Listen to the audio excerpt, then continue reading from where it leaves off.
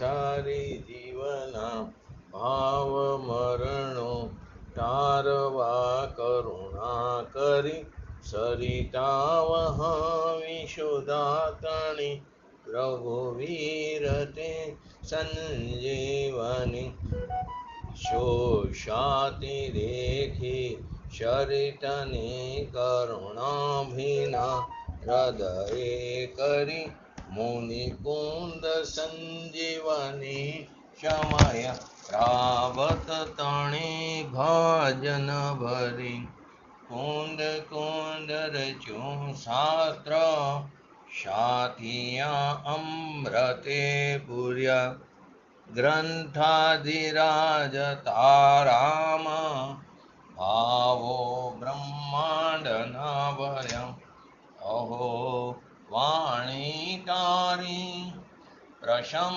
રસભા way નિતરતી મોક્ષને પાતી અમૃત રસ અંજલિ ભરી ભરી અનાદિની મૂર્છા વિષતણી ત્વરાથી ઉતરતી વિભાવેથી થંભે સ્વરૂપ ભણી દોડે પરિણતિ તું છે નિશ્ચય ગ્રંથ ભંગ સગર વ્યવહારના ભેદવા તું પ્રજ્ઞાશીણી જ્ઞાનને ઉદયની સંદેશો છેદવા સાથી સાધકનો તુમ્હાનું જગનો સંદેશમાં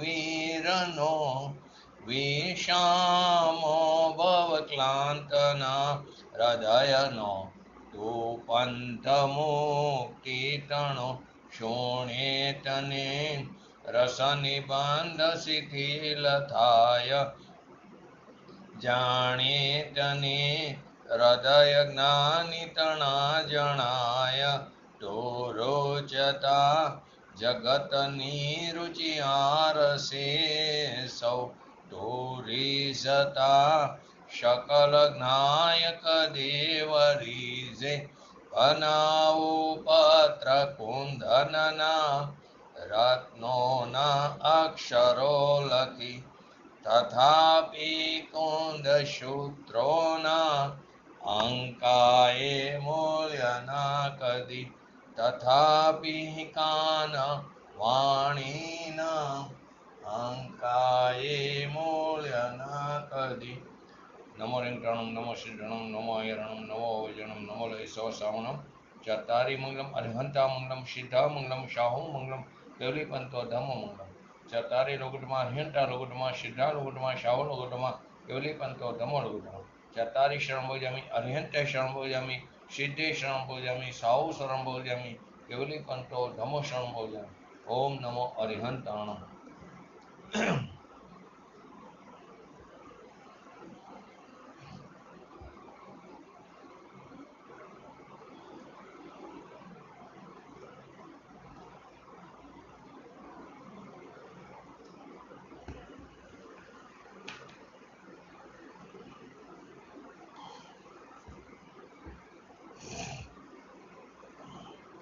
શ્રી સમયસર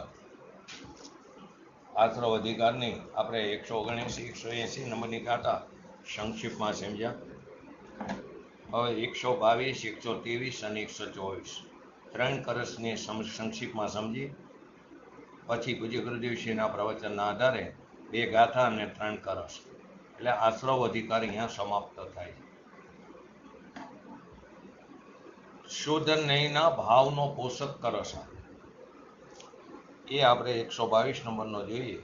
તાત્પર્ય સર્વ કથન તણું કે શુદ્ધ ને ત્યજવો નહીં છે બંધ એના ત્યાગથી ને મોક્ષ એના ગ્રહણથી. આખા કરસના સંપૂર્ણ કથનનું તાત્પર્ય એ છે કે શુદ્ધને ત્યાગ કરવા યોગ્ય નથી, કારણ કે એના અત્યાગથી કર્મનો બંધ થતો નથી અને તેના ત્યાગથી બંધ જ થાય છે. આખા પ્રકરણનો નિચોડ આમાં ખાલી કરશમાં નથી આપ્યો, પરંતુ સંપૂર્ણ સમયસારનો જીન શાસનનો નિચોડ આપવામાં આવ્યો છે. કવિ પર બનારસી દાસજીએ આ છંદનો ભાવાનુવાદ કરતા જે છંદ લખે છે એમાં એમ લખે છે કે સંપૂર્ણ સમયસારનો આ નિચોડ છે. તેનું કથન આપણે એના છંદથી જોઈએ. યહ નિચોરૈયા ગ્રંથ કો યહ હે પરમ રસ પોખ, તજે શુદ્ધ નહીં બંધ હે કહે શુદ્ધ નહીં મોખ. તો આ સમયસા ગ્રંથનો નિચોડ જ એ છે, પરમ તત્વ જે છે એના રસનો પોષક જે છે કે શુદ્ધ નહીંનો વિષયભૂત ભગવાન આત્મા, જે પરમ આશ્રય કરવા યોગ્ય ઉપાધિ તત્વ છે. હવે એના ત્યાગથી બંધ થાય છે અને તેના ગ્રહણથી એટલે કે એના અવલંબનથી શુદ્ધિની ઉત્પત્તિ, શુદ્ધિની વૃદ્ધિ અને શુદ્ધિની પૂર્ણતા થાય છે. એટલે કે મુક્તિની પ્રાપ્તિ એટલે કે મોક્ષની પ્રાપ્તિ થાય છે. એટલે કે અતિન્દ્રિય આનંદનો ભોગવટો થાય છે. માટે કીધું આ એકલા સમયસારના નિચોડની વાત નથી, પણ સંપૂર્ણ જીનાગમનો નિચોડ છે. ભગવાનની દિવ્ય ધ્વનિનો સાર છે. પૂજ્ય ગુરુદેવશ્રીએ આ કરશ ઉપર આત્મવિભોર થઈને એમને પ્રવચન કર્યું કે આ કરશમાં માખણ અને માખણ જ ભર્યું છે. સંપૂર્ણ કથનનું તાત્પર્ય એ છે કે શુદ્ધ નહીંનું વિષયભૂત જે શુદ્ધ તત્વ છે તે ત્યાગવા યોગ્ય નથી.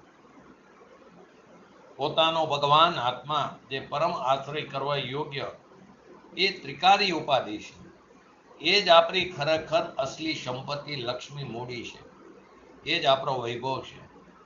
બહારનો કોઈ વૈભવ થઈ જાય એનાથી આપણા આત્માને શું ફાયદો? એમાં કોઈ વસ્તુ માલ નથી. જેને આપણે સંપત્તિ સમજી છીએ એ તો ખરેખર જેને આપણે સંપત્તિ સમજી છીએ એ તો ખરેખર વિપદા વિપત્તિ છે. જેની સાથે એક ક્ષેત્ર વગા સંબંધ છે એવું શરીર પણ કેવું છે? પૃથક છે, દૂરધાણી છે. કેમ કે એમાં આપણા ચૈતન્ય સ્વરૂપનો અભાવ છે. ચૈતન્ય સ્વરૂપ નથી એમાં. અંતરની અંદર જે વિદ્યમાન પુણ્ય પાપના ભાવ જે આપણી પર્યાયમાં થાય છે એ પુણ્ય પાપના ભાવ પણ ખરેખર આપણી વસ્તુ નથી. કારણ કે તે આશ્રવ ભાવ છે. તેમાં ચૈતન્યના પ્રકાશનો અભાવ છે, ચૈતન્યના નૂરનો અભાવ છે, ચૈતન્યનો અંશ નથી. તેથી તે પણ જડ જ છે. એટલે સર્વજ્ઞ દેવની દિવ્ય ધ્વનિનો સાર છે કે શુદ્ધ ચૈતન્ય સ્વરૂપ ભગવાન આત્મા એ જ એકમાત્ર ઉપાધિ છે. એ કોઈ પણ કારણે છોડવા યોગ્ય નથી. અને અનાદિકાળથી જે રાગને પર્યાયમાં ઉપાધિ માની રાખ્યો છે તે એક ક્ષણ માટે પણ ગ્રહણ કરવા યોગ્ય નથી. અને પોતાનો ભગવાન આત્મા તે કોઈ પણ કારણથી છોડવા યોગ્ય નથી. અને અનાદિથી જે રાગને પર્યાયમાં ઉપાધિ માનીને રાખ્યો છે તે એક ક્ષણ માટે પણ ગ્રહણ કરવા યોગ્ય નથી. છેલ્લે આપણે લીધું હતું 6 ધારામાં આ જ વાતને બતાવવામાં આવી છે. લાખ બાત કી બાત કહી, લાખ બાત કી બાત એહી નિશ્ચય ઉર લાવો, તોરી શકલ જગ દંડ ફંદ નિત આત્મ ત્યાવો. વધારે કહેવાથી શું લાભ છે? લાખોની વાત, લાખ વાતની વાત તો એક જ છે કે પોતાનો જે ભગવાન આત્મા છે એને જ હૃદયમાં ધારણ કરો, એની અંદર જ અહમપણું સ્થાપિત કરવું, એનું જ અવલંબન લેવું, એનું જ લક્ષ્ય કરવું, એનો જ સ્વીકાર કરવો, એનો જ આદર કરવો. જગતના બીજા બધા દંડ ફંદોને છોડીને, ક્રિયાકલાપોને પણ છોડીને, ક્રિયાકાંડોને છોડીને એકમાત્ર નિજ આત્માનું ધ્યાન કરો. કારણ કે વાસ્તવિક ધર્મ તો તે જ છે. શુદ્ધાત્માના વિષયભૂત આત્માના જ્ઞાન, ધ્યાન અને શ્રદ્ધા એ સિવાયના જે પણ ક્રિયાકાંડ છે, ભગવાન આત્માનું ધ્યાન, એનું જ્ઞાન અને એનું શ્રદ્ધાન, એ સિવાયના જે પણ ક્રિયાકાંડ છે તે ધર્મના નામ ઉપર થવા વાળું આડંબર કીધું. તે બધા દંડ ફંદ જ છે. માટે આ વાત ફક્ત પ્રકરણનો સાર નથી, આ ગ્રંથનો સાર નથી, માત્ર લાખોની વાતની એક વાત જ નથી, પરંતુ કરોડો ગ્રંથોનો સાર છે, દિવ્ય ધ્વનિનો સાર છે, જીનાગમનો નિચોડ છે, જીન વાણીનો સાર છે. છોડ ધારામાં જે કવિવર છે દૌલતરામજી, એ ભજનના અંતિમ પદમાં લખે છે, ક્રોતિ ગંઠ કો સાર યહી હે, જીનવાણી ઉચરો હે, ડોલ ધ્યાન અપને આત્મ કો, મુક્તિ रमा तोय वेग वरे, कोटि ग्रंथ को सार यही है, यही जिनवाणी उचरो है, डोल ध्यान अपने आत्म को, मुक्ति रमा तोय वेग वरे. દૌલતરામજી કહે છે કે આ વાત કરોડો ગ્રંથોનો સાર છે, અને જીનવાણીમાં પણ એમ જ કહેવામાં આવ્યું છે કે આપણે આપણા આત્માનું ધ્યાન કરો. એમ કહે છે તમે તમારા આત્માનું ધ્યાન કરો, એવું કરવાથી તમને મુક્તિ રૂપી સુંદરી રમા એ વરસે, એ વર મારા પહેરાવશે. અમારે મુક્તિ રૂપી કન્યાની ઈચ્છા અથવા આરાધના કરવાની આવશ્યકતા નથી. તમારે મુક્તિ રૂપી આચાર્ય ભગવાન એમ કહે છે, તમારે મુક્તિ રૂપી કન્યાની ઈચ્છા અથવા આરાધના કરવાની આવશ્યકતા નથી. એ જાતે આવીને આપણા ઘરની અંદર વરમાળા પહેરાવશે, આપણને વરસે. એક ભગવાન આત્માનો આશ્રય લેવાથી એ જાતે આવીને, એ પરિણીતિ જાતે સમર્પિત થઈ જશે. એ જાતે આવીને આપણી ગળામાં વરમાળા પહેરાવશે મુક્તિની, આપણને વરસે. ઈચ્છાથી એ પ્રાપ્તિ નહીં થાય. ધ્યાનમાં શું કીધું? ધ્યાનમાં રહેવાની વાત એ બતાવી કે મુક્તિની ઈચ્છા રાખવા વાળાને મુક્તિ નથી મળતી. મારે મોક્ષ જોઈ, મારે મોક્ષ જોઈ છે, એને મોક્ષની પ્રાપ્તિ નહીં થાય. પરંતુ શુદ્ધ નહીંના વિષયભૂત ભગવાન આત્માના આશ્રય કરવા વાળાને મુક્તિની પ્રાપ્તિ થાય છે. માટે તો સોગાનીજી કહે છે, સમ્યક દર્શનને આવવું હોય તો આવે, મોક્ષને આવવું હોય તો આવે, કેવળ જ્ઞાનને આવવું હોય તો આવે. એ એના સમયે આવ્યા વગર નહીં રહે. એ પર્યાય ક્રમબદ્ધ છે. આપણે આપણા ભગવાન આત્મા ઉપર દ્રષ્ટિ કરશું, એનો આશ્રય લેશું, તો એ પર્યાયની જન્મ ક્ષણે આવ્યા વગર નહીં રહે. પરંતુ જો વિકલ્પ કર્યો તો એ વિકલ્પથી નિર્વિકલ્પ ભગવાન આત્માની પ્રાપ્તિ નહીં થાય. તો આ કળશની અંદર શુદ્ધ નિર્નો વિષયભૂત જે નિજ ભગવાન આત્માનો આશ્રય લેવાની પ્રેરણા આપવામાં આવી છે. હવે આ જ વાતને દ્રઢતા પ્રદાન કરવા માટે બીજો કળશ લખ્યો, ધીર અને ઉદાર અહો મહિમાવંત અજર અનંત જે, તે જ્ઞાનમાં સ્થિરતા કરતો કર્મ નાશક ભાવ છે. સદધર્મીઓ તે શુદ્ધ નહીંને ના કદીએ છોડતા, પરલક્ષી વૃત્તિ સમેતીને નીચ જ્ઞાન ઘનને દેખતા. ધીર ને ઉદાર હો, મહિમાવત અજર અનંત ને તે જ્ઞાનમાં સ્થિરતા કરતો કર્મ નાશક ભાવ જે. સદધર્મીઓ તે શુદ્ધ નહીંને ના કદીએ છોડતા, પરલક્ષી જે વૃત્તિ છે એને સમેટીને નિજ જ્ઞાનને દેખતા. ધીર અને ઉદાર જેનો મહિમા છે, એવો અનાદિ નિધન જ્ઞાનમાં સ્થિરતા બાંધતો, જ્ઞાનમાં એટલે કે આત્મામાં સ્થિરતા બાંધતો, સમસ્ત કર્મોના સમૂહને મૂળથી નાશ કરનારો શુદ્ધ નહીં ધર્માત્મા, નાશ કરનારો શુદ્ધ નહીં એ ધર્માત્મા જ્ઞાની પુરુષો દ્વારા ક્યારેય છોડવા યોગ્ય નથી. ધીર અને ઉદાર જેનો મહિમા છે, એવો અનાદિ નિધન જ્ઞાનમાં સ્થિરતા બાંધતો દરેક પ્રકારના કર્મના સમૂહને મૂળથી નાશ કરનારો શુદ્ધ નહીં એ ધર્માત્મા જ્ઞાની પુરુષો એના દ્વારા એ ક્યારેય છોડવા યોગ્ય નથી. કારણ કે શુદ્ધ નિયમમાં સ્થિત એ પુરુષો બહાર નીકળતા એવા પોતાના જ્ઞાન કિરણો જે છે એના સમૂહને અલ્પકાળમાં સમેટીને બહાર જે પરલક્ષ્ય થાય છે ત્યાંથી ઉપયોગને ખસેડીને અલ્પકાળમાં સમેટીને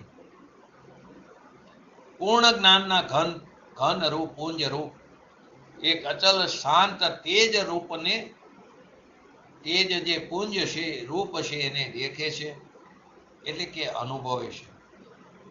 ઉપયોગને પરથી હટાવી દે છે. અલ્પકાળમાં સમેટીને એવું ને પરલક્ષી વૃત્તિ સમેટીને નિજ જ્ઞાન ઘનને દેખાતા અલ્પકાળમાં સમેટીને પૂર્ણ જ્ઞાન ઘનના પુંજરૂપ એક અચલ શાંત તેજ પુંજને દેખે એટલે કે અનુભવે છે. આ કરશ ઉપર પૂજ્ય ગુરુદેવશ્રી પ્રવચન કરતા જણાવે છે કે આ ભગવાન આત્માને કેવો કીધો? ધીર અને ઉદાર. ધીર એટલે શાશ્વત સ્થિર અને ચલાચલતાથી રહિત. ધીર એટલે શાશ્વત. બે ઉદાર વિશેષણ આપ્યા, ધીર અને ઉદાર. તો ધીર એટલે શાશ્વત સ્થિર અને ચલાચલતાથી રહિત, અને ઉદાર એટલે વિશ્વના સમસ્ત જ્ઞેયોને એક સાથે જાણવાના સામર્થ્યથી સહિત છે. ઉદાર એટલે અહીં લૌકિકમાં જેને ઉદાર કહે છે ઉદારની વાત નથી. ઉદાર એટલે વિશ્વના સમસ્ત જ્ઞેયોને એકી સાથે જાણવાના સામર્થ્યથી સહિત છે. વિશેષ વાત એ છે કે બધાને એક સાથે જાણે તો છે પરંતુ તેમનું કશું પણ કરે નહીં. એક સાથે જ્ઞાનમાં જણાઈ જાય પરંતુ એમનું કશું પણ કરે નહીં. અકર્તૃત્વ ભાવ છે. એવી ગજબની ઉદારતા તે જ્ઞાન સ્વભાવમાં છે. બધાને એક સમયમાં જાણી લે પરંતુ એમનું કશું કરે નહીં. એવી ગજબની ઉદારતા તે જ્ઞાન સ્વભાવમાં છે. અહીં ફરી ઉદારનો અર્થ લૌકિક અર્થથી ભિન્ન છે. લોકમાં ઉદાર એને કહેવાય કે જે દાનાદિ કરે, એ દાનાદિ દ્વારા લોક ઉપકારના કામ કરે. પરંતુ અહીંયા લોકોત્તર માર્ગમાં આત્માની ઉદારતા જ્ઞાન સ્વભાવથી લોકાલોકને જાણવાનું અને અકર્તૃત્વની અપેક્ષાથી કરવામાં આવી છે. લોકોત્તર માર્ગમાં આત્માની ઉદારતા કોને કીધી? કે જ્ઞાન સ્વભાવથી લોકાલોકને જાણવા અને અકર્તૃત્વની અપેક્ષાથી કહેવામાં આવી છે. એટલે કે જ્ઞાન સ્વભાવથી આત્મામાં એવી ઉદારતા પડી છે કે તે જાણે તો બધાને છે પરંતુ કોઈનું સારું કે ખરાબ કશું કરતો નથી. બધાને જાણે છે. તમે વિચાર કરો, આપણને બહાર નીકળી અને ક્યાંય વિષ્ટા પડી હોય, કંઈ ગંદકી હોય તો આપણે તરત ત્યાંથી આપણને અશુચિ જોઈ અણગમો થાય, નાક બંધ કરી દે. પરંતુ એક વિચાર તો કરો, આપણે થવું છે સર્વજ્ઞ, આપણે મુક્તિની પ્રાપ્તિ કરવી છે. તો એક સમયની કેવળ જ્ઞાનની પર્યાયમાં અનંત લોકાલોક એકને અનંત લોકાલોક હોય તો એક સમયની જ્ઞાનની પર્યાયમાં તે અમાપનું માપ આવી જાય છે, એને ઘોરીને પી જાય છે.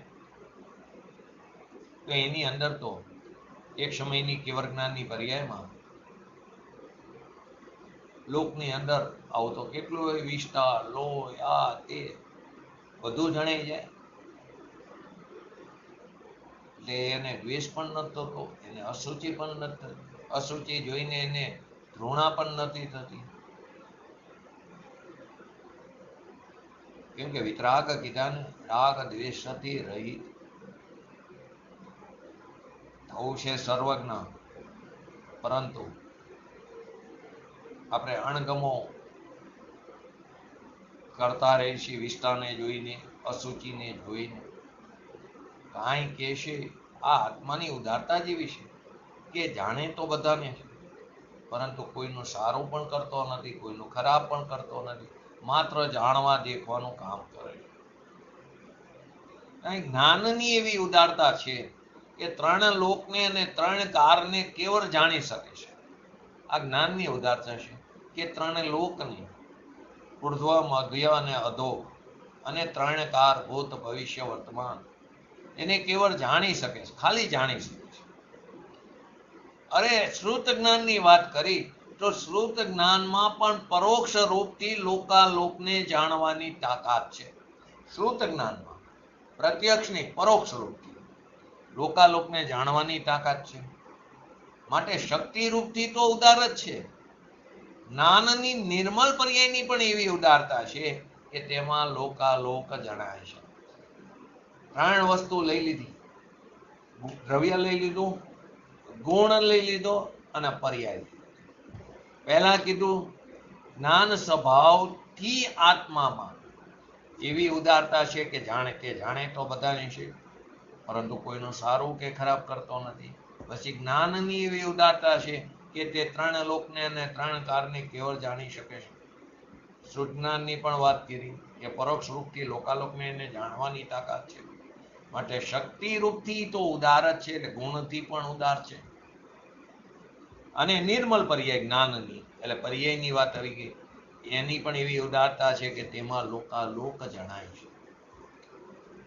અહીંયા કહે છે કે ધી અને ઉદાર, જેનો મહિમા છે એવા અનાદિ નિધન જ્ઞાનમાં સ્થિરતા કરાવનાર તથા કર્મોના નાશ કરનાર, કર્મોના સમૂહનો, સમસ્ત કર્મોના સમૂહનો નાશ કરનાર શુદ્ધ નહીં ધર્માત્મા જ્ઞાની પુરુષો દ્વારા ક્યારેય છોડવા યોગ્ય નથી.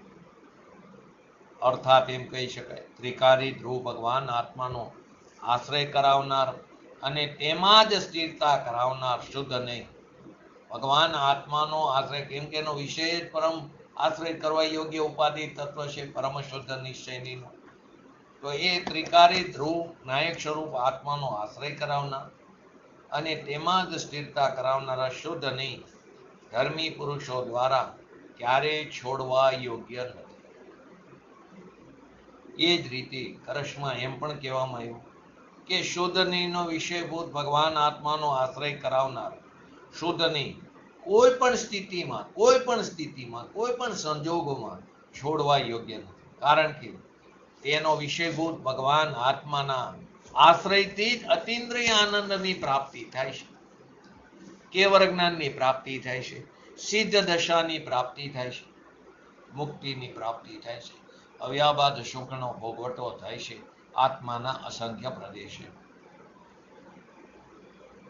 આકર્ષનો ભાવ સ્પષ્ટ કરતા જયચંદજી છાબડા ભાવાર્થમાં લખે છે કે શુદ્ધ નહીં એ જ્ઞાનના સમસ્ત વિશેષણોને ગૌણ કરીને તથા પર નિમિત્તથી થતા સમસ્ત ભાવોને ગૌણ કરી, શુદ્ધ નહીં જ્ઞાનના સમસ્ત વિશેષણોને ગૌણ કરીને, સમસ્ત વિશેષોને ગૌણ કરીને અને પર નિમિત્તથી થતા સમસ્ત ભાવોને ગૌણ કરીને આત્માને શુદ્ધ, નિત્ય, અભેદરૂપ એક ચૈતન્ય માત્રને ગ્રહણ કરે છે, શુદ્ધ નહીં.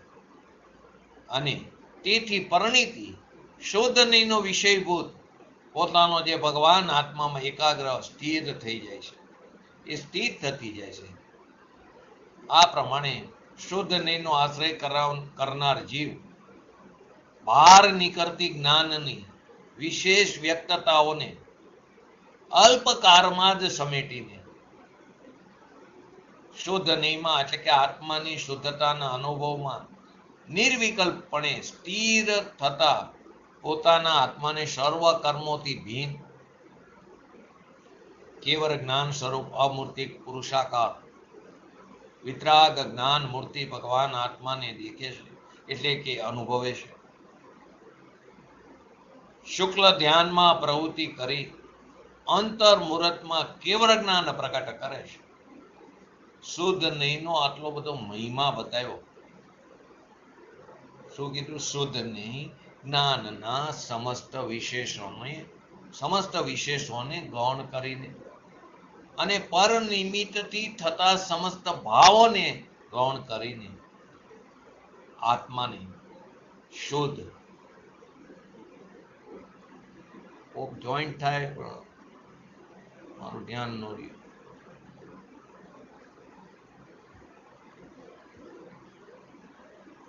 ફરી વાર કરે તો જ થશે.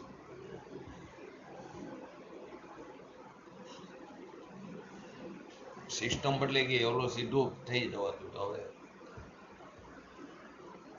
શુદ્ધની જ્ઞાનના સમસ્ત વિશેષોને ગૌણ કરે અને પર નિમિત્તથી થતા સમસ્ત ભાવોને ગૌણ કરીને આત્માને શુદ્ધ. ફરીવાર જયંતિભાઈ કદાચ ખ્યાલ આવે તો તમને કોઈ જોઈન્ટ થતું હોય.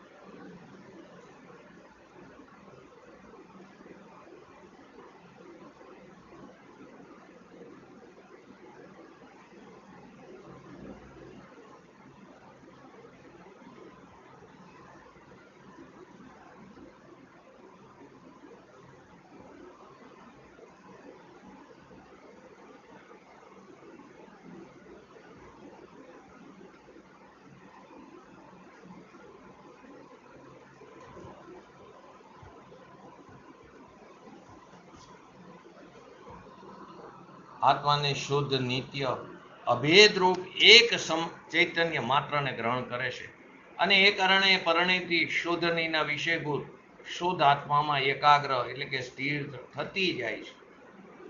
એટલે કે શુદ્ધનીનો આશ્રય કરનાર જીવ, શુદ્ધની એટલે શુદ્ધનીનો વિષયભૂત ભગવાન આત્મા, એનો આશ્રય કરનાર જીવ બહાર નીકળતી જ્ઞાનની વિશેષ વ્યક્તતાઓને સમેટી લે અલ્પકારમાં અને શુદ્ધ નિયમમાં નિર્વિકલ્પણે સ્થિર થતા એટલે કે આત્માની શુદ્ધતાના અનુભવમાં પોતાના આત્માને સર્વ કર્મોથી ભિન્ન કેવળ જ્ઞાન સ્વરૂપ અમૂર્તિક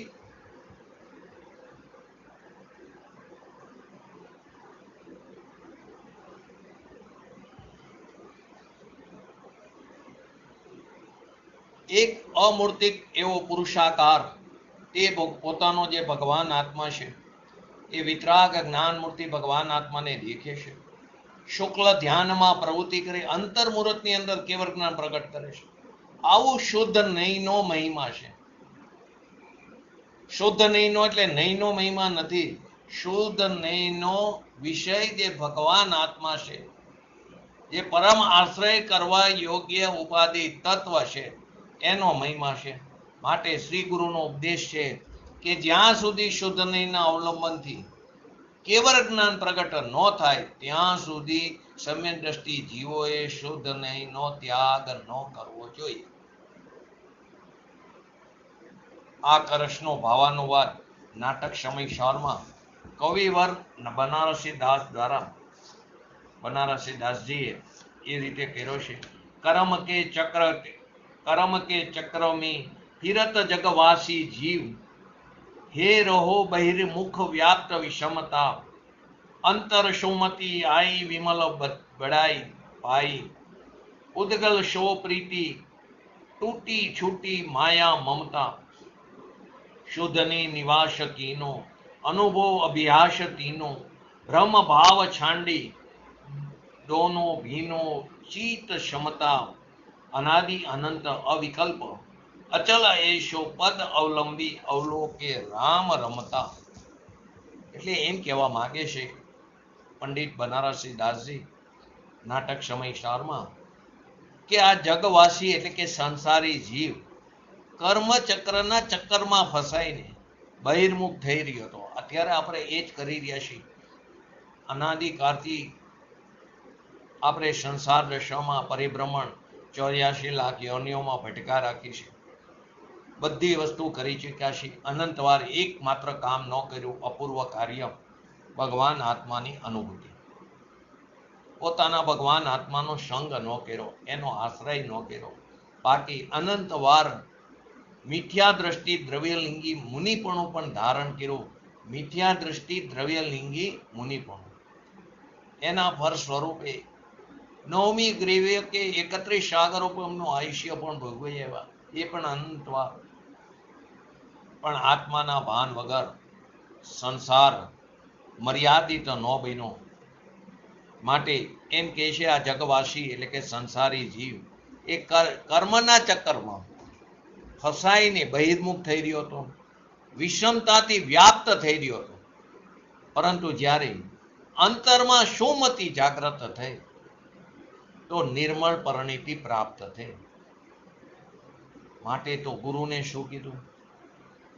પૂજ્ય ગુરુદેવશ્રી જેવા જ્ઞાની પુરુષો જેને આપણે પરમ ગુરુ કીધા, વ્યવહારથી નિશ્ચયથી તો પરમ ગુરુ પોતાનો ભગવાન આત્મા છે. આ ગુરુને એટલે આપણે પરમ ગુરુ કહી છે કે લોકો સિંહની ત્રાડથી ભયભીત થાય છે. જગતના પ્રાણીઓ જ્યારે આમની ત્રાડથી એટલે કે ગુરુના ઉપદેશથી આનંદ વિભોર થાય છે, તો કે અંતરમાં એમના નિમિત્તે સુમતિ જાગ્રતિ થઈ તો પોતાની યોગ્યતાથી, પરંતુ આરોપ તો નિમિત્તપણાનો જ્ઞાની પુરુષો પર આવવાનો. તો નિર્મળ પરિણીતિ પ્રાપ્ત થઈ. ભૌગોલિક પદાર્થોથી જે પ્રીતિ હતી, જે આપણને એની અંદર રાગ હતો, એની અંદર એકત્વ હતું, એની અંદર રક્તપણું હતું, ત્યાંથી વિમુક્ત થયા, તૂટી ગઈ. આ નાસ્તિકની વાત છે. અસ્થિતિ તો સ્વભાવનો આશ્રય લેતા રાગદ્વેષ ઉત્પન્ન જ નહીં થાય, એને તૂટી ગઈ એમ કહેવામાં આવે. માયા અને મમતા છૂટી ગઈ અને શુદ્ધ નિયમમાં નિવાસ થયો. પોતાના ભગવાન આત્મામાં ઉદાસીન થયો, એટલે કે એની અંદર આસન જમાયું, નિવાસ થયો. આત્માનો ભાવનો અભ્યાસ કર્યો, બ્રહ્મ ભાવને છોડી દીધો. ચિત્ત સ્વભાવથી, ક્ષમતા ભાવથી કેવા થયા? પલ્વિત થયા, આનંદ વિભોર થયા. આ રીતે શોધનીનો વિષયભૂત અનાદિ અનંત નિર્વિકલ્પ અચલ એવો જે પોતાનું આત્માપદ છે, એનું અવલંબન થઈને આ આત્મા એ આત્મારામને દેખે છે, અનુભવે છે, જાણે છે અને એની અંદર રમી જાય છે. તો 17-18 નંબરની ગાથામાં એ જ કીધું, એને જાણો, ઓળખો, એની પ્રતીતિ કરો અને એમાં ઠરો. તો કે આ આત્મા એ આત્મારામને દેખે છે, જાણે છે અને એની અંદર રમી જાય છે, એટલે કે સ્થિર થાય છે, એકાગ્ર થાય છે.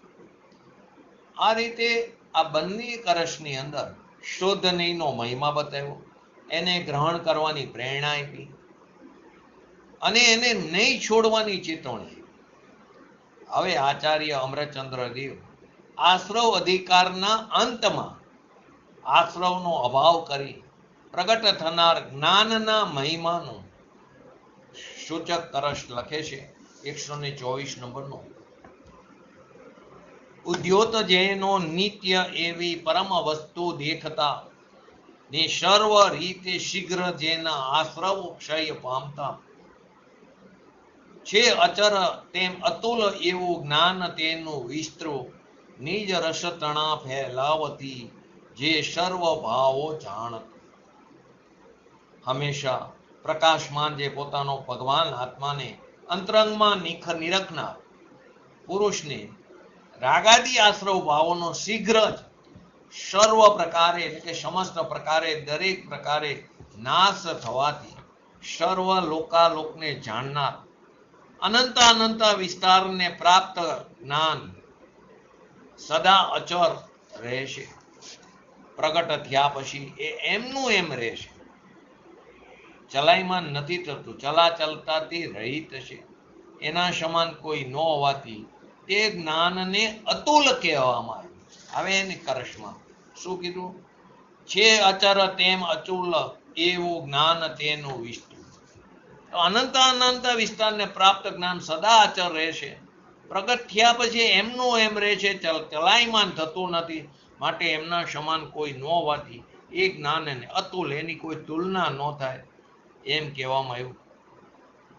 આ કરશનો ભાવાર્થ પંડિત જયચંદજી છાબડાએ જણાવ્યું કે જે પુરુષ અંતરંગમાં ચૈતન્ય માત્ર પરમ વસ્તુને દેખે, જાણે એટલે કે અનુભવે છે અને શુદ્ધ નહીંના અવલંબન વડે એટલે કે ભગવાન આત્માના અવલંબન વડે એની અંદર એકાગ્ર થતો જાય, એટલે કે શુદ્ધિની વૃદ્ધિ થતી જાય અને છેલ્લે શુદ્ધિની પૂર્ણતા થશે.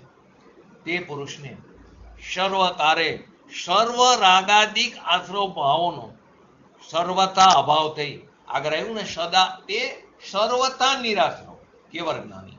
તો એ પુરુષોને તત્કાળ સર્વ રાગાદિક આશ્રવ ભાવોનો સર્વતા અભાવ થઈને સર્વ અતીત, અનાગત અને વર્તમાન, ભૂત, ભવિષ્ય અને વર્તમાન પદાર્થોને જાણનાર નિશ્ચલ અતુલ કેવળ જ્ઞાન પ્રગટ થાય છે. એ જ્ઞાન બધાથી મહાન છે, એનું સમાન અન્ય કોઈ નથી. એ જ્ઞાનનું સમાન. કવિવર બનારસી દાસજી નાટક સમયસારમાં આ છંદનો ભાવાનુવાદ એ રીતે કર્યો. જાકે પરગાશમી નો દિશે રાગ દ્વેષ મોડ, નો દિશે રાગ દ્વેષ મોહ, આશ્રવ મિટત નહીં બંધ કો તરસ હે, તિહું કાલ જામે પ્રતિબિંબિત અનંત રૂપ, આપહુ અનંત સત્તા નંત તેજ સરસ હે. ભાવશ્રુત જ્ઞાન પરવાન વિચારી વસ્તુ, અનુભવ કરે નો જહાદ વાણી કો પરસ હે, અતુલ અખંડ અવિચલ અવિનાશી ધામ, ચિદાનંદ નામ એશો સમ્યક દરસ હે. એની અંદર એમ કહેવામાં આવે છે કે જે જ્ઞાન સભાઈ પોતાનો જે ભગવાન આત્મા છે, એ આત્માના પ્રકાશમાં રાગ દ્વેષ મોહ દેખાતા જ નથી. એટલે કે જ્ઞાન સ્વભાવી ભગવાન આત્મા મોહ રાગ દ્વેષથી હીન છે. જે ભગવાન આત્માના આશ્રયથી આશ્રવનો અભાવ થઈ જાય છે અને બંધનો ત્રાસ મટી જાય છે. જે સ્વયં કેવો છે? અનંત છે, અનંત ગુણ પર્યાયોથી સહિત છે, એ એનો વૈભવ છે, એ એની પ્રજા છે, એ એનું કુટુંબ છે, અને જેમાં નિરંતર નિરંતર અનંત અનંત પદાર્થ પોતાના ગુણ પર્યાયો સહિત ઝરકે છે. એની અંદર નિરંતર ખંડ પડ્યા વગર અનંત અનંત પદાર્થ પોતાના ગુણ પર્યાયો સહિત ઝરકે છે. સ્વ પર પ્રકાશક શક્તિ હમારી તાતે વચન ભેદ બ્રહ્મ પાર. અનંત અનંત જે પદાર્થ છે, જણાવવા યોગ્ય જ્ઞેય પદાર્થો, એ પદાર્થોની અંદર પણ એક પ્રમેયત્વ નામનો ગુણ છે, જેથી તે જ્ઞાનની અંદર ઝરકે છે. તે પોતાના ગુણ પર્યાયો સહિત ઝરકે છે. જો ભાવશ્રુત જ્ઞાનના પ્રમાણથી વિચાર કરીએ, ભાવશ્રુત જ્ઞાન પ્રમાણથી વિચાર કરીએ તો એ અનુભવ ગમ્ય છે. વેદનમાં આવે છે અનુભવ ગમ્ય છે. પરંતુ જો દ્રવ્ય શ્રુતથી વિચાર કરીએ તો એ વચનાતીત છે, વાણીની પકડમાં આવી શકે એમ નથી. સાકરની ગરાશ હોય, કેવી ગરાશ, કેટલી ગરાશ, કહી નહીં શકાય, અનુભવ ગમ્ય છે. મીઠું છે, એની ખારાશ, અનુભવ ગમે, કેટલી ખારાશ, વચનાતીત છે. બસ ખારાશ, પણ કેટલી. તો આત્મા જ્ઞાન અને આનંદથી સહિત, પણ કેટલું જ્ઞાન, કેટલો આનંદ, અનુભવ ગમે છે, પરંતુ વચનાતીત છે, વાણીની પકડમાં આવી શકે એવું નથી. કેવરી તીર્થંકર ભગવાન અત્યારે જો 1 કરોડ પૂર્વનું આયુષ્ય વિદેશ ક્ષેત્રની અંદર, તો એની અંદર 1 કરોડ પૂર્વની અંદર સમય ગણો, અસંખ્યાત સમય ત્યાં, ગુણો તો અનંત છે. એક સમયમાં એક ગુણની ચર્ચા કરે તો પણ બધા ગુણોનું ચર્ચા થઈ શકે નહીં. છતાં પણ દિવ્ય ધ્વનિમાં કોઈ વસ્તુ બાકી નથી રહેતી, કેમ કે એક સમયની જ્ઞાનની પર્યાયમાં તો અનંત ગુણો જે છે, જેનો કોઈ અંત નથી. એવા અનંત અનંત ગુણોની એક સમયની જ્ઞાનની પર્યાયમાં માપ આવી જાય છે. એટલી તાકાત છે. આવી તો અનંતી કેવળ જ્ઞાનની પર્યાય ઉત્પાદ થાય, વ્યય થાય, છતાં પણ દ્રવ્ય સ્વરૂપમાં કોઈ ખોટો પાવતી નથી, ઉણપ આવતી નથી. આવો ભગવાન આત્મા એ વચનાતીત જે વાણીની પકડમાં આવી શકે તેમ નથી. એવો અતુલનીય જેની કોઈ તુલના ન થાય, એવો અખંડ, અવિચલ, અવિનાશી, આવો પરમ ચિદાનંદ ભગવાન આત્મા છે. એનું દર્શન જ સમ્યક દર્શન છે. એની અંદર અહમપણું એ સમ્યક દર્શન છે, અથવા એ જ સમ્યક દર્શન છે. એ જ વિતરાગતા છે, એ જ મોક્ષની દશા છે. એટલે કે ધર્મની દશા અહીંયાથી સ્ટાર્ટ નથી. પહેલા સ્પષ્ટ કરવામાં આવ્યું કે આત્મખ્યાતિના કરશના આદિ મંગલાચરણ અને મંગલાચરણમાં અંતમાં પણ બધે જ્ઞાનનું, સર્વત્ર જ્ઞાનનું સ્મરણ કરવામાં આવ્યું. એ જ્ઞાન ત્રિકારી ધ્રુવ ભગવાન આત્માના અર્થમાં પણ હોય છે.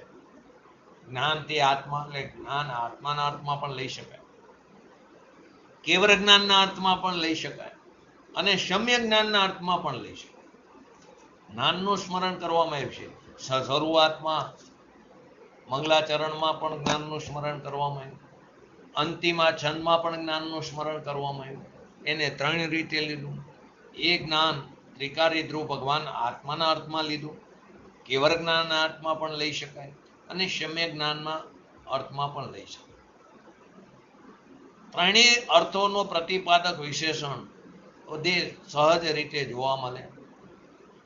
તો જ્ઞાન જ્યોતિના મહિમા વાચક આ કરશ ઉપર પૂજ્ય ગુરુદેવશ્રીએ પ્રવચન કરતા જણાવ્યું કે આવા કેવળ જ્ઞાનનું સ્વરૂપ, અથવા તો એનો મહિમા સાંભળીને કોઈ પૂછી શકે છે. કેવળ જ્ઞાન અનુસાર તો જે દ્રવ્યની જે પર્યાય જે સમયે થવાની હશે તે જ થશે. તો આવા જીવો ઘણા જોવા મળે કે ભગવાનના જ્ઞાનમાં તો જ્યારે મારો ઉઘાડ થવાનો લખાયેલો છે ત્યારે થશે, મારે પુરુષાર્થ કરવાનો શું જરૂર?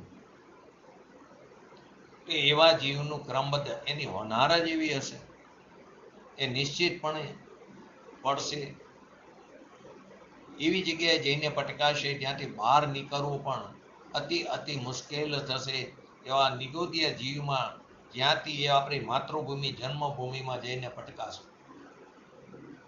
તો કે ઘણાને એમ કે તો કેવળ જ્ઞાન અનુસાર તો જે દ્રવ્યની જે પર્યાય જે સમયે થવાની હશે તે જ સમયે થશે. એનો અર્થ એમ કે દરેક પ્રત્યેક દ્રવ્યની પર્યાય ક્રમબદ્ધ છે. તો આવી શ્રદ્ધાથી પૂજ્ય ગુરુદેવશ્રીના સમયમાં આવું તમે કહો છો, ક્રમ નિયમિત બરાબર, એક પછી એક આવે બરાબર, પણ આના પછી આ જ આવશે એમ કરવાથી તો પુરુષાર્થનો છેદ ઉડી જશે.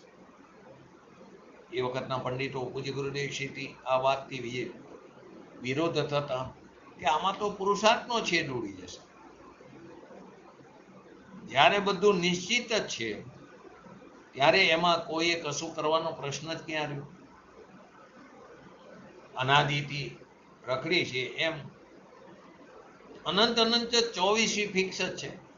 બધું ફિક્સ છે તો પછી હું એ 24માં, પણ તું કેમ વિચારતો નથી એ 24માં હું પણ હોઈ શકું? અને 24માં જઈને કામ શું છે? એ પેલા સિદ્ધ દશા પામા અનંત સિદ્ધો છે જેના નામ પણ ખબર નથી. જંગલની અંદર જેવી રીતે કોઈ સુગંધીદાર ફૂલ હોય, એ જંગલની અંદર કોઈ માણસ જતું ન હોય તો એ ફૂલ કોઈ સૂંઘતું નથી, તેની સુગંધને ક્યારેય છોડતું નથી. એવી રીતે કેટલા અરિહંતો સીધા મોક્ષને પામે છે અને કેટલા તીર્થંકર પદ લઈને મોક્ષની પ્રાપ્તિ કરે છે. અને એવા અનંતા તીર્થંકરો વધીને ભૂત 24 કદાચ આવડતી હતી એના નામ આવડે. વર્તમાન તો હજી આ કાળક્રમે વર્તમાન 24 પણ ઘણાને યાદ નહીં હોય, ભવિષ્યની નહીં હોય. ભવિષ્યની કઈ તો સૈનિક રાજા યાદ આવે, વધીને કૃષ્ણ, વધીને રાવણ, આ બધા નામ યાદ આવે. પણ એવું ક્યારેય વિચારતા નથી હું કેમ ભવિષ્યમાં ન હોઈ શકું. હજી આ 3-4 દિવસ પહેલાની ઘટના છે. એક જગ્યાએ એક ફ્લેટનું બુકિંગ થતું. મેં કીધું તમે આ ટોકન આપો છો નવકાર મંત્ર જૈન હતા,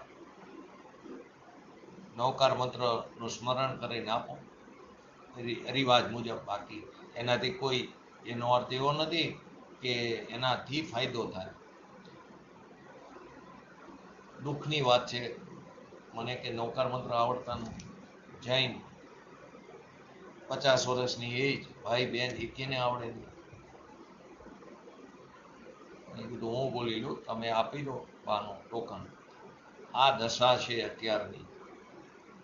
અને આપણે એમ કહી બહાર જઈને અમે તો જૈન છીએ, જૈન કહેવાને ખરેખર લાયક નથી. ખરેખર તો એ આપણા વારસામાં આવવું જોઈએ. પરંતુ બહારની રુચિ એટલી બધી થઈ ગઈ, બહારના વૈભવમાં એવા અટવાઈ ગયા છે કે આ મામૂલી વસ્તુ પણ એક ખ્યાલ નથી આવતો. મામૂલી એટલે તો બાળપણથી આવડવું જોઈએ. હું એવું નથી કહેતો કે આમાં જ રહેવું, એ તો ક્રિયા થઈ. એનું સ્મરણ કરવાથી કંઈ નહીં થાય. હું જ્ઞાયક છું એવું રટન કરતા પણ જ્ઞાયકની પ્રાપ્તિ નહીં થાય. પરંતુ નિર્વિકલ્પ આત્માને પકડવા માટે પહેલા વિકલ્પ તો થશે, પછી એ વિકલ્પથી પાર એવા નિર્વિકલ્પ ભગવાન આત્મા ઉપર દ્રષ્ટિ થશે. તો કે સમાધાન શું થાય એનું? કે દરેક દ્રવ્યની પર્યાય ક્રમબદ્ધ છે અને જે સમયે જે પર્યાય થવાની છે તે સમયે જ તે થાય છે. ક્રમબદ્ધ છે ને તો પણ પુરુષાર્થનો લોભ નથી થતો. ખરેખર તો એ સ્વીકારવામાં જ અનંતો પુરુષાર્થ છે. જે સમયે જે પર્યાય જે ક્ષેત્રે થવાની છે એના સમયે થયા વગર નહીં રહે, એ સ્વીકાર કોણ કરે? સમય દ્રષ્ટિ કરી શકે, જ્ઞાની પુરુષ. એ સ્વીકાર કરવામાં જ અનંતો પુરુષાર્થ સમાયેલો છે. કારણ કે આવા ક્રમબદ્ધ પર્યાયનો સિદ્ધાંતનો જેને નિર્ણય થયો છે એને તો સ્વભાવની અંતરદ્રષ્ટિપૂર્વક સમ્યક દર્શન પ્રગટ થઈ ગયું હોય, એને આત્માનું દર્શન થઈ ગયું હોય. અને આત્માનું દર્શન થવું એ જ યથાર્થ પુરુષાર્થ છે. જેને પર્યાય બુદ્ધિ અથવા પર્યાય દ્રષ્ટિ એને દૂર થઈ છે, એને અંતરદ્રષ્ટિ થઈ છે, જેને દ્રવ્ય દ્રષ્ટિ પ્રાપ્ત થઈ છે, એને જ ક્રમબદ્ધનો યથાર્થ નિર્ણય થાય. અને જેને ક્રમબદ્ધનો યથાર્થ નિર્ણય થાય એને જ દ્રવ્ય દ્રષ્ટિ થાય. જેને દ્રવ્ય દ્રષ્ટિ થઈ હોય એને જ ક્રમબદ્ધનો યથાર્થ નિર્ણય થાય. બંને વસ્તુ સાથે છે. ક્રમબદ્ધનો નિર્ણય પોતામાં પોતાનો જ પુરુષાર્થ છે. ક્રમબદ્ધનો નિર્ણય જ પોતામાં યથાર્થ પુરુષાર્થ છે. કારણ કે ક્રમબદ્ધના નિર્ણયમાં જ જીવનું અજ્ઞાનજનિત જે સમસ્ત કર્તૃત્વ પણ પડ્યું છે ને અત્યારે આપણને, સમસ્ત કર્તૃત્વ અને કર્તૃત્વનો અહંકાર છૂટી જાય છે. હું કરું એ ભાવ છૂટી જાય છે. તેમજ અકર્તૃત્વપણું અને જ્ઞાતા દ્રષ્ટાપણું પ્રગટ થઈ જાય છે. હું ખાલી જાણવા દેખોર, હું કાંઈ જ કરી શકતો નથી. હું શેકેલો પાપડ પણ ભાંગી શકતો નથી. હું ઘાસના ટણકલાના 2 કટકા પણ કરી શકતો નથી. હું માત્ર જાણી દેખી શકું છું. જો આ વસ્તુ ખ્યાલમાં આવી જાય, ખ્યાલમાં તો બોલવામાં તો આવે, શબ્દ ભાષણ તો મને તમને છે, પણ ભાવ ભાષણ થવું જરૂરી છે. જો ભાવ ભાષણ થઈ જાય તો જીવ વિતરાગી થતા વાર નહીં લાગે અને ક્રમે ક્રમે શુદ્ધિની પૂર્ણતા થઈ જશે. પરંતુ આપણને તરત જ રાગ થઈ જાય, કાં દ્વેષ થઈ જાય છે કર્તૃત્વપણામાં. માટે એકત્વ, કર્તૃત્વ, મમત્વ અને દ્રષ્ટૃત્વ, 4 વસ્તુ. આપણે એટલું બધું એકત્વ બહારની વસ્તુઓમાં, પર પદાર્થોમાં, પર્યાયમાં બહારથી છૂટ્યા તો પર્યાયમાં એકત્વ કરી લીધું. પર્યાય જેટલું પોતાનું અસ્તિત્વ સ્વીકારી લીધું. પુણ્ય પાપમાં એકત્વ કરી લીધું. શુભાશુભાવમાં પુણ્યને સારું માર્યું અને પાપને ખરાબ માર્યું. ઠીકપણું અઠીકપણું કર્યું. માટે તો આપણે આગળ આવી ગયું પુણ્ય પાપ અધિકારમાં. જેણે પુણ્યમાં શુભપણું એટલે કે શુભમાં ઠીકપણું, અનુકૂળ સંયોગોમાં ઠીકપણું અને પ્રતિકૂળ સંયોગોમાં અઠીકપણું, તે મૂંડ મોહી મિથ્યાદ્રતિ 2 સમાન હશે. એક સોનાની બેડીથી એક લોખંડની બેડીથી બાંધે તો બે છે, પરંતુ આપણે એની અંદર અટકી જઈશે. અટકવાના સ્થાન ઘણા છે. માટે અહીં કહે છે કે ક્રમબદ્ધ ના નિર્ણયમાં જ જીવનું અજ્ઞાન જનિત સમસ્ત કર્તૃત્વ અને કર્તૃત્વનો અહંકાર જે પડ્યો છે ને એ છૂટી જાય છે. એનાથી અકર્તૃત્વપણો પ્રગટ થશે, જ્ઞાતા દ્રષ્ટાપણો પ્રગટ થશે. આ અધિકાર સમાપ્ત કરતા આત્મખ્યાતિકાર અંતિમ વાક્યના સ્વરૂપમાં શું લખે છે? ઇતિ આશ્રવો નિષ્ક્રાંત. આ રીતે આશ્રવ, આમ કેમ કે આખો રંગભૂમિની વાત છે, તો આશ્રવ રંગભૂમિમાંથી બહાર નીકળી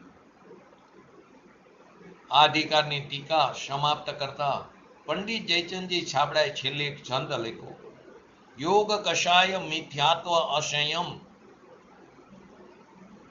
આશ્રવ દ્રવ્યત આગમ ગાયે. પ્રમાદને અંદર લઈ લીધું છે. મિથ્યાત્વ અવિરત કષાય અને યોગ. યોગ કષાય મિથ્યાત્વ અસંયમ આશ્રવ દ્રવ્યત આગમ ગાયે. રાગ વિરોધ વિમો વિભાવ અજ્ઞાનમયી ય ભાવ જતાવે. ભાવાશ્રવની વાત કરી, દ્રવ્યાશ્રવની વાત કરી. જે મુનિરાજ કરે ઇતિ પાલ સુરિદ્ધિ સમાજ લયે શિવ થાય. કાય નવાય નમો શીતલાય કહું જય પાય લહુ મન ભાય. આગમમાં એમ લખ્યું છે કે દ્રવ્યાશ્રવ એટલે કે મિથ્યાત્વ, અસંયમ, કષાય અને યોગ રૂપ હોય છે, અને ભાવાશ્રવમાં મોહ, રાગ, દ્વેષ રૂપ અજ્ઞાન રૂપ ભાવ હોય છે. બીજી લીટી એવી ને, રાગ વિરોધ વિમોહ વિભાવ અજ્ઞાનમય ભાવ જતા હોય. જો જે મુનિરાજો આ આશ્રવ ભાવનો અભાવ કરીને અનેક વૃદ્ધિઓને પ્રાપ્ત કરીને સિદ્ધ દશાને પણ પ્રાપ્ત કરી, એ મુનિરાજોએ ને ચિત્ત લગાવી, હું મારું ચિત્ત લગાવીને કાયા નમાવીને હું નમસ્કાર કરું છું. પૂજ્ય ગુરુદેવજી વારંવાર કહેતા, આવા મુનિરાજ, ભાવલિંગી મુનિરાજ એ હાલતા ચાલતા સિદ્ધ છે, એના અમે દાસાનું દાસ છે. તો આવા મુનિરાજોને ચિત્ત લગાવીને કાયા નમાવીને હું નમસ્કાર કરું છું. વાણીથી તેમની જય બોલાવું છું અને તેમના જેવા બનવાની ભાવના ભાવું છું. શું કીધું? કાય તવાય નમો ચિત્ત લાય કહું જય પાય લવ મન ભાય. એમના જેવા બનવાની ભાવના ભાવું છું. આ છંદની પહેલી પંક્તિમાં દ્રવ્યાશ્રવો, બીજી પંક્તિમાં ભાવાશ્રવોની ચર્ચા છે. ત્રીજી અને ચોથી પંક્તિની અંદર સિદ્ધ દશાને પ્રાપ્ત એવા મુનિરાજોને મન, વચન, કાયાથી નમસ્કાર કરવામાં આવ્યો. કેમ કે એ પણ મહામુનિરાજ છે. છઠ્ઠા ગુણસ્થાનથી લઈને ગુણસ્થાન તીત સુધીની દશા જે છે એ બધા કહેવાય છે, બધા મુનિરાજ છે, ભાવલિંગી મુનિરાજ. તે સિદ્ધ દશાને પ્રાપ્ત એ મુનિરાજોને મન, વચન, કાયાથી નમસ્કાર કરવામાં આવ્યા અને તેમના જેવા બનવાની ભાવના વ્યક્ત કરવામાં આવી. જેમણે આ બંને પ્રકારના દ્રવ્યાશ્રવ અને ભાવાશ્રવ નો અભાવ કરીને અનેક વૃદ્ધિઓને પ્રાપ્ત કરી અંતમાં સિદ્ધ દશાને પ્રાપ્ત કરી લીધી. ખરેખર તો પોતાના સ્વચતુષ્યમાં સ્થિર થયા છે.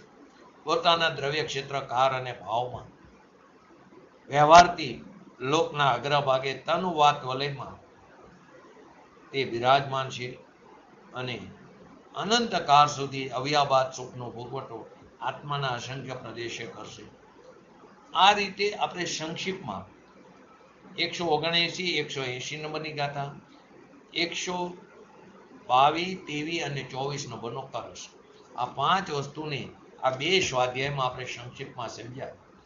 આવતીકાલે પૂજ્ય ગુરુદેવશ્રીના પ્રવચનના આધારે આ 2 ગાથા અને 3 કરશને સમજીને પછી આગળ આપણે નવા અધિકારમાં ફરી રંગભૂમિમાં અધિકાર એટલે કે સંવર અધિકારની અંદર આમાં આશ્રવ પરથી સંવર આવશે, તો એ અધિકારની અંદર આપણે પ્રવેશ કરશું. તો આવતીકાલે આપણે પૂજ્ય ગુરુદેવશ્રીના પ્રવચનના આધારે આશ્રવ અધિકારની સમાપ્તિની ઓર જશું. આપણે પણ આવા મુનિરાજ જે દશાને પ્રાપ્ત કરી એવી દશા આપણને પણ શીઘ્ર ને શીઘ્ર પ્રાપ્ત થાય પોતાના ભગવાન આત્માના આશ્રય જ પ્રાપ્ત થશે.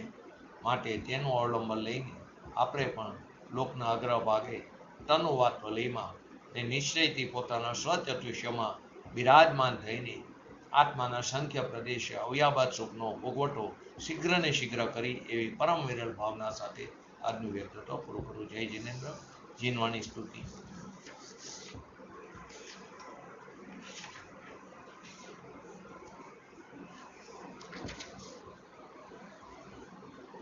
જયંતિભાઈ.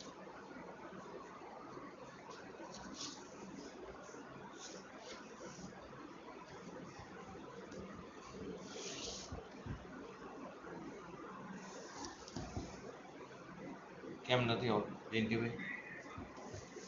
અમિતાબેન લઈ લો જીનવાણી સ્તુતિ.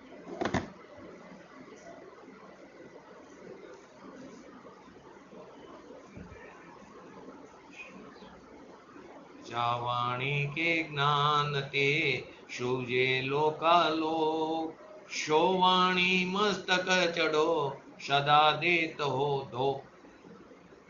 नमो रियंत्रण नमो सिद्धाणं.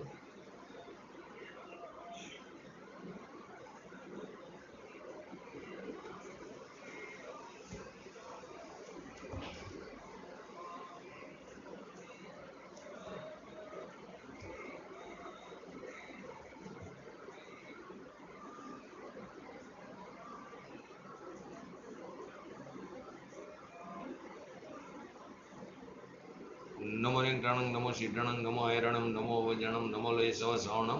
चत्तारी मंगलम अरिहंता मंगलम सिद्धा मंगलम शाहु मंगलम केवली पंतो तमो मंगलम. चत्तारी लोकतमा अरिहंता लोकतमा सिद्धा लोकतमा शाहु लोकतमा केवली पंतो तमो लोकतमा. चत्तारी शरण भोजामी अरिहंते शरण भोजामी सिद्धे शरण भोजामी शाहु शरण भोजामी केवली पंतो तमो शरण भोजामी. बोलिए श्री पंच परमेष्ठी भगवंतोनु जायो. बोलिए श्री जिनवाणी मातनु जायो. बोलिए श्री परम पूज्य परम उपकारी श्री सद्गुरु देवनु जयो. बोलिए श्री प्रसन्नमूर्ति भगवती मातनु जयो. बोलिए श्री सनातन जैन दिगंबर धर्मनो जय हो जय हो जय हो.